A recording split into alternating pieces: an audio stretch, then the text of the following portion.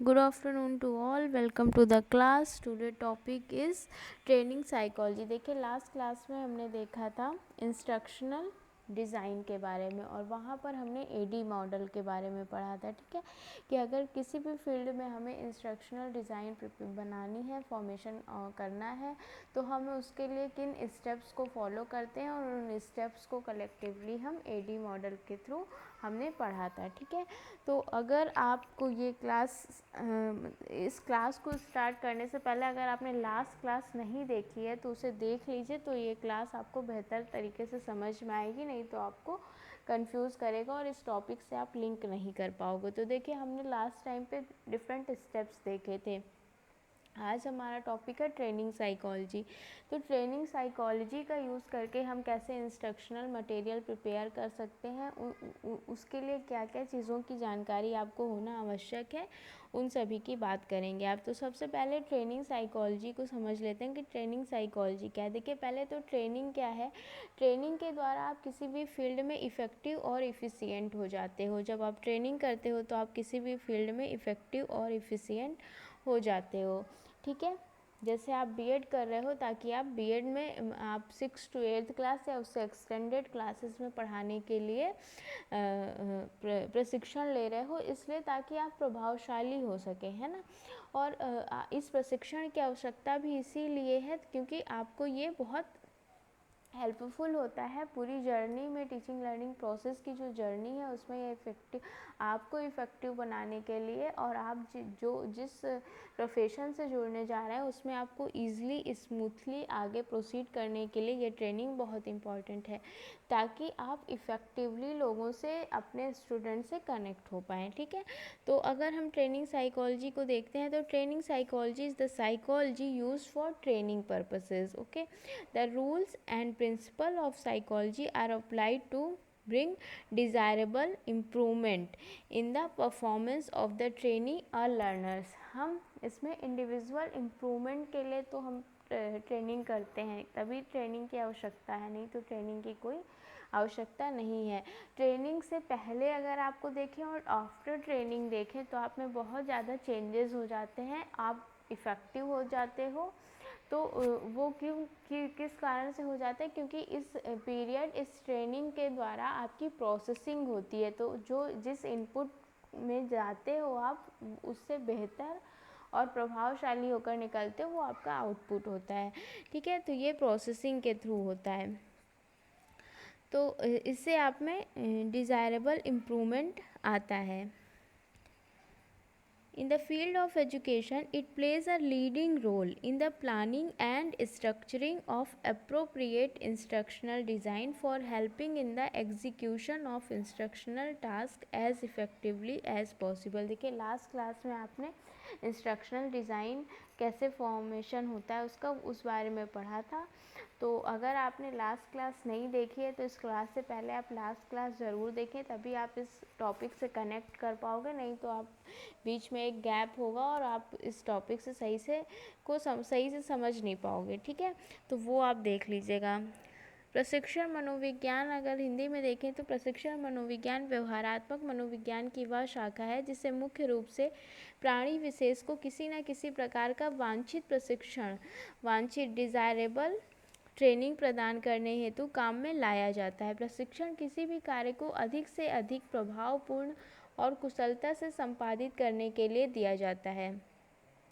शिक्षा मनोविज्ञान इस संदर्भ में वह सब आवश्यक आधार, ज्ञान, कौशल, रुचि, अभिरुचि, दृष्टिकोण, अभ्यास परिस्थितियाँ तथा मनोवैज्ञानिक एवं कार्यात्मक सहायता प्रदान करने की चेष्टा करता है, जिसके माध्यम से प्रशिक्षणकर्ता को किसी कार्य विशेष को करने तथा अधिगम संबंधी बातों को सीखने एवं प्रयोग में लाने हेतु आवश्यक महारत हासिल हो जाए। देखिए आपको इस पीरियड के दौरान जो आप बीएड कर रहे हो उसमें आपको psychology, philosophy, educational technology, evaluation, assessment, ये सभी चीज़ें बताई जाती है। अब जानते हैं टीचिंग लर्निंग प्रोसेस के लिए, एक कंप्लीट टीचर बनने के लिए ये सभी चीज़ों की आपको आवश्यकता होती है, तो इसलिए इसलिए आपको ये ट्रेनिंग ट्रांसफॉर्म करती है उस डायरेक्शन में, ठीक है।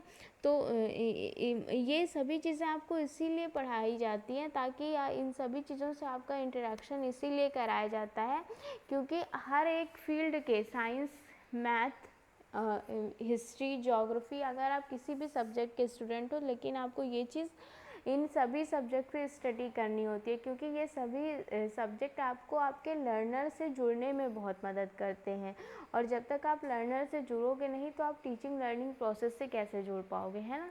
तो इस कारण से ही आपको ट्रेनिंग के दौरान जो आप ट्रेनिंग करते हो उसमें इन सभी चीज़ों की जानकारी दी जाती है। तो इसीलिए इसको हम ट्रेनिंग साइकोलॉजी कहते हैं, ठीक है, कि आप ट्रेनिंग के साइकोलॉजी को समझ सकें, इसलिए आपको सारी चीज़ों के बारे में बताया जाता है। देखिए, अब ट्रेनिंग साइकोलॉजी के कुछ मूलभूत एजम्पशंस होते हैं, तो उन एजम्पशंस को समझेंगे, ठीक है। उन एजम्पशंस को समझेंगे तो देखिए, फर्स्ट एजम्पशन है कि teaching is the independent variable where learning is the dependent variable. देखिए, इंडिपेंडेंट वेरिएबल और डिपेंडेंट वेरिएबल का क्या कॉन्सेप्ट है। देखिए, टीचिंग है, one process is teaching, and because of teaching हम कह सकते हैं कि लर्निंग होती है, ठीक है। शिक्षण के कारण अधिगम होता है, ठीक है। तो यहाँ पर जो ट्रेनिंग साइकोलॉजी है उसका बेसिक एजम्पशंस ये है कि जब हम टीचिंग करते हैं तो उसके कारण से लर्निंग होती है, ठीक है। टीचिंग के कारण से आपकी लर्निंग होती है, ठीक है। टीचिंग के कारण से आपकी लर्निंग होती है। तो टीचिंग एक फैक्टर है और एक फैक्टर लर्निंग है, ठीक है। टीचिंग भी एक वेरिएबल है और लर्निंग भी एक वेरिएबल है, ठीक है। या हम कह सकते हैं चर है, वेरिएबल को हिंदी में चर कहते हैं। तो यहाँ पर जो हम कह रहे हैं कि स्वतंत्र चर, हम तो स्वतंत्र चर और आश्रित चर क्या होते हैं, independent variable and dependent variable क्या होते हैं। देखिए, अगर हम टीचिंग में कोई भी चीज़ ऐड करते हैं, या हम इसको ऐसे कह सकते हैं कि टीचिंग का प्रभाव जो है वो लर्निंग पे पड़ता है, ठीक है। टीचिंग का इफ़ेक्ट जो है वो लर्निंग पे पड़ता है, टीचिंग का इफ़ेक्ट जो है वो लर्निंग पे पड़ता है, ठीक है। तो जो लर्निंग है वो किसके कारण प्रभावित हो रही है, टीचिंग के कारण प्रभावित हो रही है। तो रीज़न कौन है, रीज़न टीचिंग है, और जिसके कारण इस कारण का इफ़ेक्ट आ रहा है लर्निंग पे, ठीक है। इस कारण का इफ़ेक्ट आ रहा है, प्रभाव आ रहा है, तो हम इसको कह सकते हैं कि ये कारण है। टीचिंग जो है या शिक्षण जो है वो कारण है और ये प्रभाव है, कॉज एंड इफ़ेक्ट, ठीक है। ये हमारा कॉज है, ठीक है। जो टीचिंग है वो कॉज है एंड जो लर्निंग है वो हमारा इफ़ेक्ट है, ठीक है, वो हमारा इफ़ेक्ट है। तो यहाँ पर हम ये कह सकते हैं कि टीचिंग का प्रभाव लर्निंग पे पड़ रहा है। तो आप एक कॉन्सेप्ट ये है कि जिसका प्रभाव जिस पर पड़ता है, ठीक है, जिस पर पड़ता है वो होता है आपका आश्रित चर या डिपेंडेंट वेरिएबल, ठीक है। और जिस कारण से प्रभाव पड़ता है, मतलब जो रीज़न देता है, जो प्रभावित करता है, वो टीचिंग है, ठीक है। तो वो होता है स्वतंत्र चर। यानी कि अगर हम टीचिंग में कुछ भी, अब इसको फिर से समझिएगा, अगर हम टीचिंग में, अगर एक है टीचिंग प्रोसेस एंड एक है लर्निंग प्रोसेस, ठीक है। अगर हम टीचिंग में कुछ भी ऐड करते हैं, टीचिंग प्रोसेस में अगर हम कुछ भी ऐड करते हैं तो वही सेम चीज़ यहाँ पर भी ऐड ऑन हो जाएगी लर्निंग में, ठीक है। यानी हम जितना इनपुट टीचिंग में देंगे, अपने शिक्षण में देंगे, उतना ही आउटपुट हमें लर्निंग में मिलेगा, ठीक है। ऐसा एजम्पशंस है, ऐसा होता है ये माना जाता है ट्रेनिंग साइकोलॉजी के अंतर्गत, ठीक है। और अगर हम इसमें से कुछ माइनस करते हैं या सब्सट्रैक्ट करते हैं तो उसका भी, यानी कि हम कुछ निगेटिव करते हैं अगर अपनी टीचिंग में, तो हमारा अधिगम भी ऑटोमेटिकली निगेटिव हो जाएगा। क्योंकि आप जानते हैं, अभी मैंने बताया था कि आप अगर कुछ भी, ये जो टीचिंग है वो कारण है, और कारण का प्रभाव क्या है, अधिगम हो रहा है या लर्निंग हो रही है। तो अगर हम टीचिंग में कुछ भी ऐड करते हैं तो यहाँ पर भी ऐड हो जाती है वो चीज़, और अगर हम माइनस करते हैं तो यहाँ पर भी वो चीज़ निगेटिव हो जाती है। तो इसको आप इस तरीके से समझ सकते हैं कि टीचिंग और लर्निंग का जो प्रोसेस है वो एक दूसरे पर आश्रित है, और इसमें टीचिंग जो है वो स्वतंत्र चर है या इंडिपेंडेंट वेरिएबल है। इसका कहने का अर्थ सिर्फ इतना सा है, क्योंकि हम इसमें स्वतंत्र चर मान रहे हैं टीचिंग को, वो है कि टीचिंग के कारण अधिगम प्रभावित होता है। ठीक है, अधिगम के कारण टीचिंग प्रभावित नहीं होती है, टीचिंग के कारण अधिगम प्रभावित होता है। इसलिए हम टीचिंग को स्वतंत्र चर या इंडिपेंडेंट वेरिएबल मानते हैं। ठीक है, ऐसा ट्रेनिंग साइकोलॉजी मानती है। ठीक है, ऐसा मैं नहीं कह रही हूँ, ऐसा ट्रेनिंग साइकोलॉजी कहती है। तो फर्स्ट आपका जो एजम्पशंस है ट्रेनिंग साइकोलॉजी का वो है कि teaching is the independent variable where learning is the dependent variable. ठीक है, अब फिर सेकंड है learning outcomes for training outcome can not be improved by learning. Learning outcomes और है, यहाँ पे देखिए फॉर नहीं है, ये और है। ठीक है, ये फॉर नहीं है, ये और है।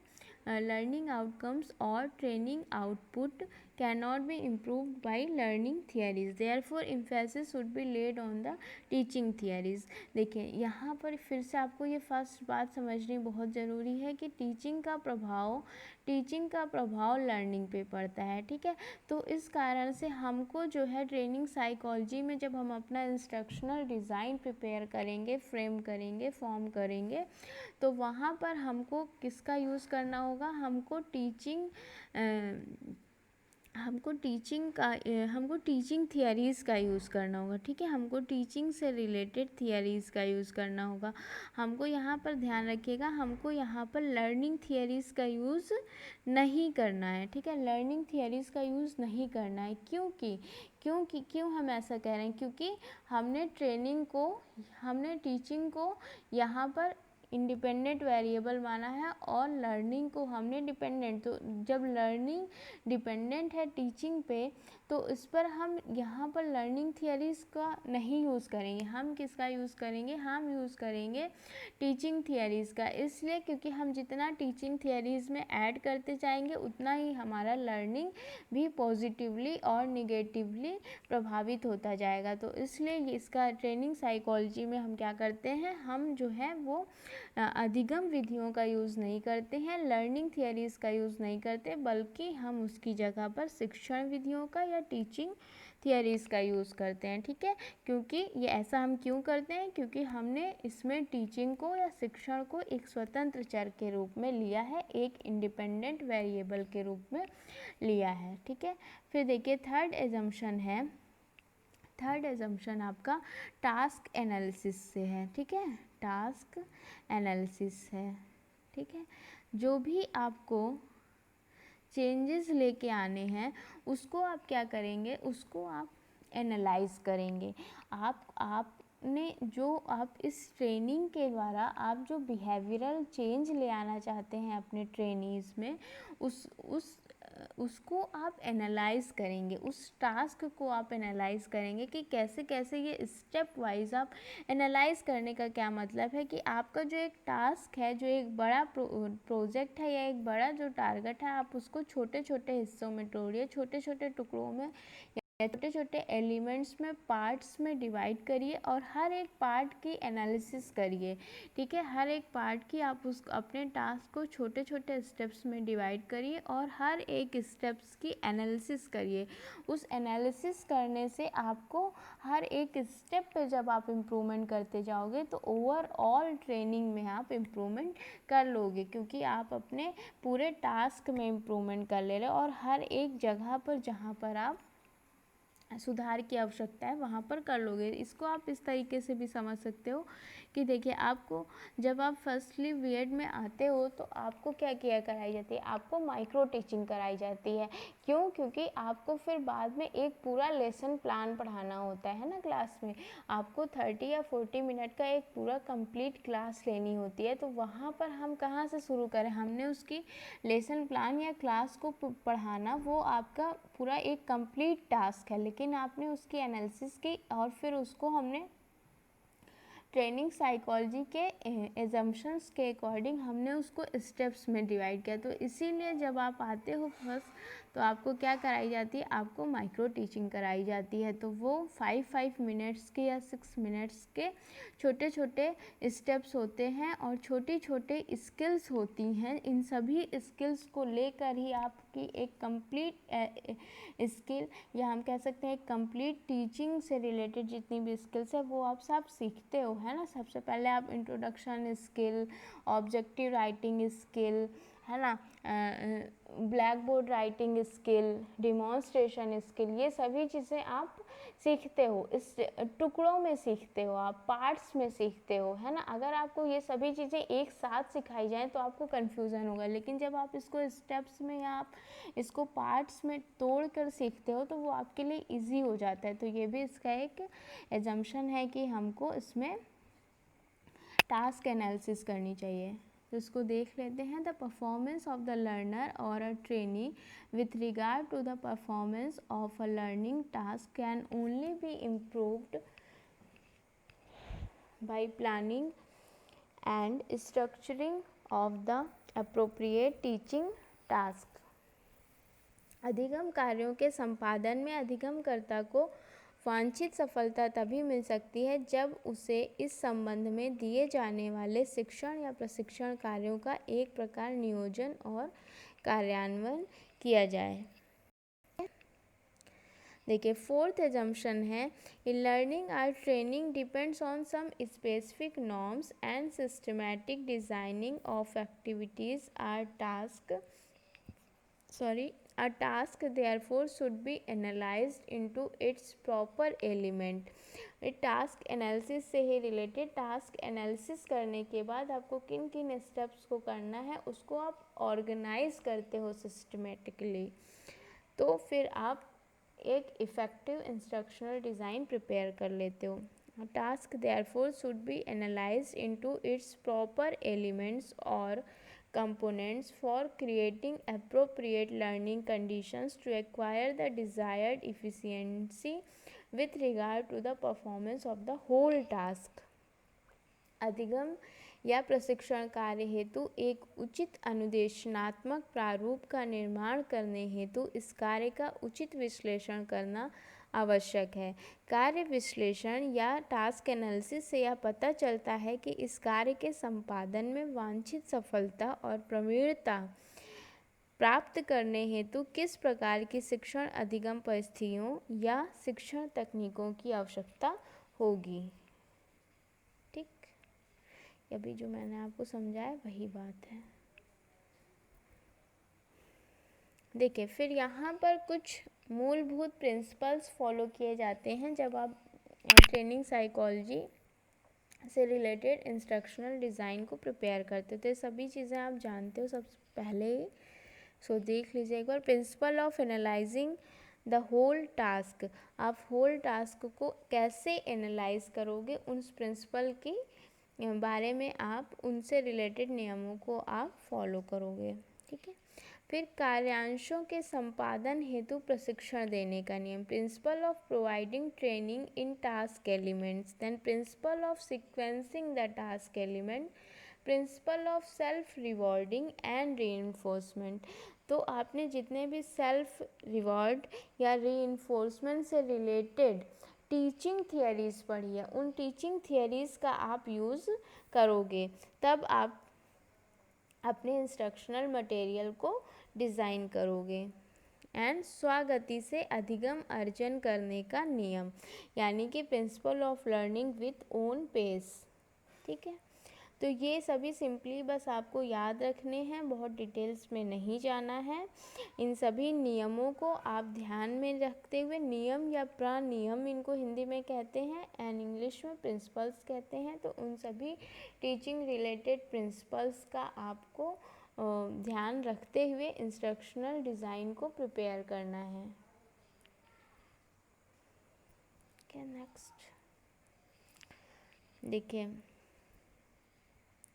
यहाँ पर अब आपको फाइनली आपको, देखिए मैंने आपको लास्ट क्लास में एडी मॉडल बताया था, है ना। एडी मॉडल क्या है, एडी मॉडल ADD E, ठीक है।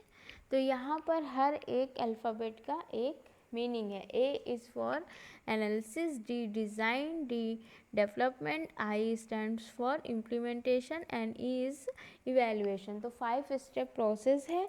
जब भी आप कभी भी किसी भी फील्ड के लिए इंस्ट्रक्शनल डिज़ाइन प्रिपेयर करोगे तो आप इन्हीं स्टेप्स को इनडायरेक्टली या इनडायरेक्टली फॉलो करोगे, ठीक है।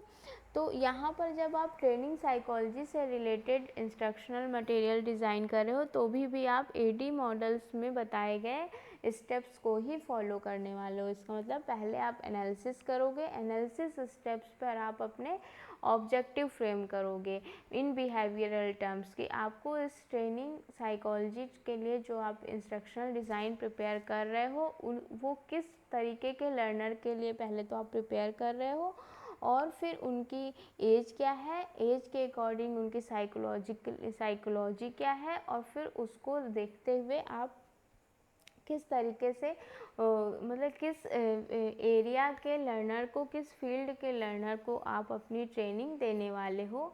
तो वहाँ पे जैसे देखिए, अगर आप DLED में जाओगे तो वहाँ पर एक अलग ऑब्जेक्टिव होता है, क्योंकि वहाँ पर टारगेट अलग होता है। वहाँ पर हम ट्रेनिंग को इस तरीके से ट्रेनिंग देते हैं, हमारा ऑब्जेक्टिव होता है क्योंकि उनको एलिमेंट्री क्लासेस में पढ़ाना है, तो हम उनको उस तरीके की ट्रेनिंग साइकोलॉजी के अंतर्गत इंस्ट्रक्शनल डिज़ाइन प्रिपेयर करेंगे। अगर आप B.Ed में के लिए कर रहे हो इंस्ट्रक्शनल डिज़ाइन प्रिपेयर, तो वो और इम्प्रूवमेंट लेकर आओगे, क्योंकि वहाँ पर वो आपको उच्च प्राइमरी क्लासेस के लिए होगा, ठीक है। तो ये सभी चीज़ें आपको ध्यान में रखनी होगी। तो फर्स्ट स्टेप एनालिसिस पे आप एनालाइज करते हो, ठीक है। देन आप डिज़ाइन करते हो, तो सिलेक्शन ऑफ मटेरियल करते हो, फिर उसका डेवलपमेंट करते हो। उसका डेवलपमेंट करने के बाद आप उसको इम्प्लीमेंटेशन करते हो, क्रियान्वित करते हो। जो भी आपकी पॉपुलेशन है, जो आपकी ट्रेनिंग है, उस पर इम्प्लीमेंटेशन करते हो, और उस इम्प्लीमेंटेशन का क्या रिज़ल्ट आता है, क्या फीडबैक मिलता है, उसको आप इवेल्युएट करते हो। तो ये सभी स्टेप्स को आप फॉलो करते हो। तो बेसिकली अगर हम पॉइंट वाइज देखें तो हम इसमें क्या करते हैं, तो वो सभी चीज़ें देखिए। The main activity carried out at this stage are summarized here. First है एक्सप्लेन द लर्निंग और training objective in brief and clearly defined behavioural terms. तो ये फर्स्ट आप एनालिसिस स्टेप पे आप उनको व्यवहारात्मक अपने उद्देश्यों को, जो आपने उद्देश्य बनाए हैं जनरल एंड स्पेसिफिक, उसको आप फ्रेम करते हो बिहेवियरल टर्म्स में, ठीक है। Then analysing the task of learning और training into appropriate task element or components. उसके बाद आप उसको एलिमेंट्स में आपका जो टास्क है आप उसको छोटे छोटे पार्ट्स में डिवाइड करते हो, ठीक है। And then arranging the task element into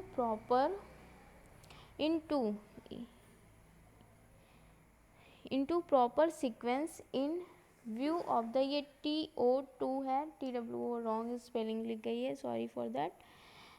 Arranging the task element into proper sequence in view of the accomplishment of the last task element in the chain of task performance. आप ये देखोगे ना कि आपको प्रीवियस नॉलेज को उनकी आप check करते हो। मैंने बताया था आप लास्ट क्लास में कि आप प्रीवियस नॉलेज को क्यों चेक करते हो, ताकि आपको पता चले कि आपने कहाँ से शुरू करना है, आपने कहाँ से स्टार्ट करना है, ठीक है, कहाँ से आप उनको किस डायरेक्शन में लेकर जा सकते हो।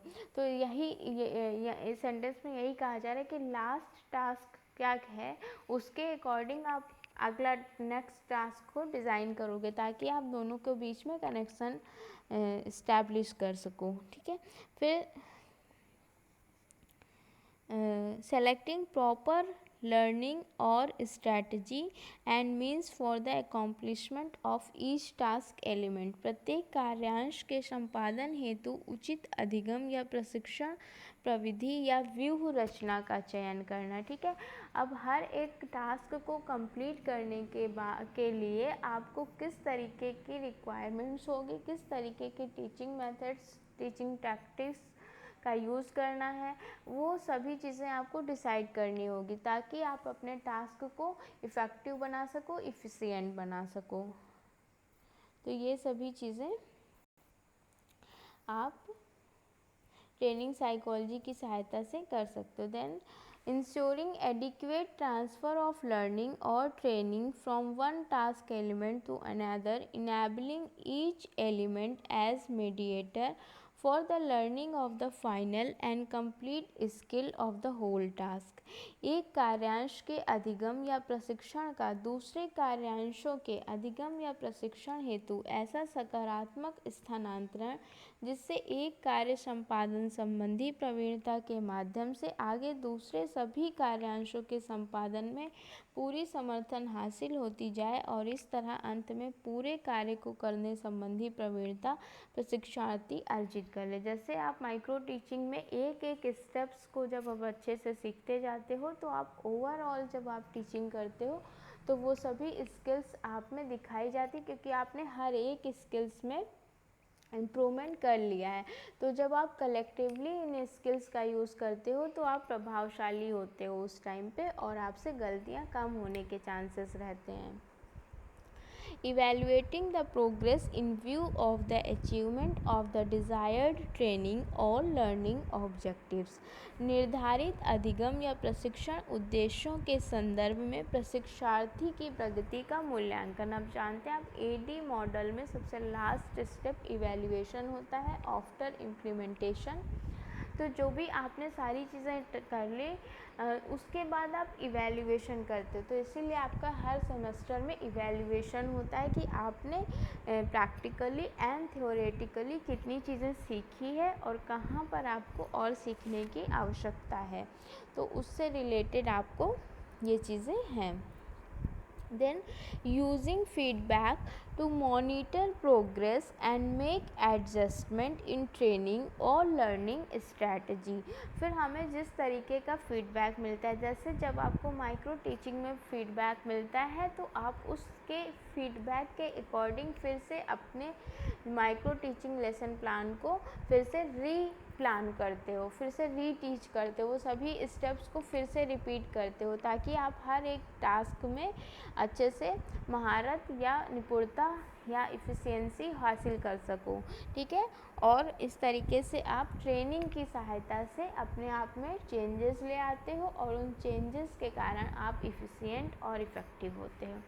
तो यहाँ पर हमने ट्रेनिंग साइकोलॉजी में इंस्ट्रक्शनल डिज़ाइन मटेरियल प्रिपेयर करते समय किन किन स्टेप्स का, किन मूल एजम्पशंस का ध्यान रखना होगा उनके बारे में पढ़ा। ये थोड़ा सा मतलब थोड़ा सा कंसेप्चुअल भी कह सकते हैं इसको और थोड़ा सा बोरिंग भी कह सकते हैं, लेकिन आप इसको जब 1 से 2 बार पढ़ोगे तो आपको चीज़ बेहतर समझ में आएगी। और अगर आपको कहीं पर प्रॉब्लम आती है तो आप मेरे से कंसल्ट कर सकते हो, पूछ सकते हो अपनी क्वेरीज़ को, उसके लिए आप बिल्कुल फ्री हो। और इसको मैंने आपको अच्छे से समझाने का प्रयास किया है। ये टॉपिक बहुत सिंपल भी है और अगर आप इसको सही से नहीं समझते, देखिए सबसे पहले ज़रूरी है कि आपको अगर ये चीज़ नहीं समझ में आ रही तो आप पहले इसकी लास्ट क्लास देखो। लास्ट क्लास में मैंने इंस्ट्रक्शनल डिज़ाइन मटेरियल क्या होते हैं और उनकी क्या आवश्यकता है हमें, और उनको प्रिपेयर करने के लिए हमें किन स्टेप्स को फॉलो करना होता है, हम उन्हीं चीज़ों को देखेंगे। ट्रेनिंग साइकोलॉजी में भी हमने उन्हीं चीज़ों को देखा। तो पहले आप जब उसको समझ लोगे तभी आपको ये चीज़ बेहतर तरीके से समझ में आएगी और आप कनेक्ट कर पाओगे इस टॉपिक से। तो ठीक है, आज की क्लास में इतना ही, और आगे की क्लास में हम साइबरनेटिक्स के बारे में पढ़ेंगे। वो भी इसी से है कि साइबरनेटिक्स में कैसे हम इंस्ट्रक्शनल डिज़ाइन मटेरियल को प्रिपेयर करते हैं। तो आज की क्लास में इतना ही। आप सभी को अगर कोई भी प्रॉब्लम है टॉपिक से रिलेटेड तो आप पूछ सकते हैं, और पढ़ते रहिए। टाइम बहुत है आपके पास, तो पढ़ाई में पूरे टाइम को लगाइए और अपने आप को जो आप ट्रेनिंग कर रहे हो तो वो ट्रेनिंग अभी तो ऑफलाइन मोड में तो है नहीं, ऑनलाइन मोड में चल रही है। तो ऑनलाइन मोड में सीखते रहो और एक टीचर से कनेक्टेड रहो। ठीक है, थैंक यू क्लास।